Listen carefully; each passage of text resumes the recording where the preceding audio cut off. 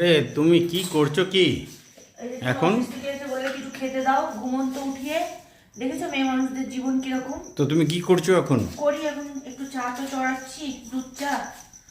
দুধ চা চিনি দিয়ে দিলাম, আর এদিকে একটু তেল গরম করেছি, তারও একটু চা পাতাটা দিয়ে দিই। শুভ সন্ধ্যা বন্ধুরা, অফিস থেকে ফিরে এসেছে, ব্যাস কিছু দাও। তো ঠিক আছে, চলো কিছু তো দিতেই হবে। তার সাথে সাথে আমি এই যে 4টে পাউরুটি পিস করেছিল, চারটে পাউরুটি আছে, যার মধ্যে নিচের দুটো আর মধ্যখানের দুটো। তো এটা দিয়ে ভাবছি কিছু করব। তো বড়া এখন করছি না। তো দেখো কড়াইতে তেল দিয়ে দিয়েছি আমি, আর সাথে আমি এখানে বেটে নিয়েছি একটু টমেটো আর কাঁচা লঙ্কা। আমি বের করে নিই তোমাদের সামনে। তো এই যে এখানে তেলটা গরমই আছে।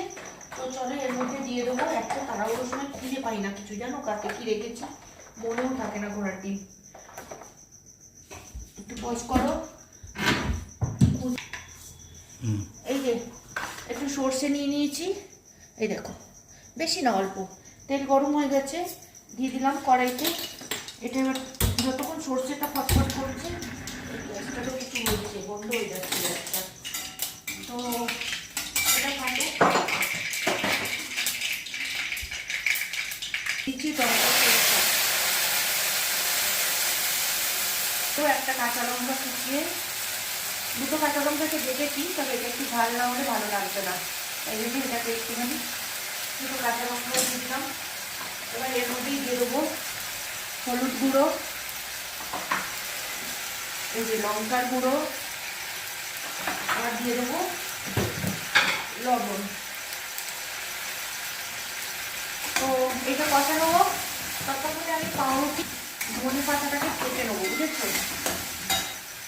তুমি পারো এই জিনিসটা রান্না করতে? তো চলো আমি এই পাউরুটিগুলোকে আগে চৌকো চৌকো করে কেটে নিই।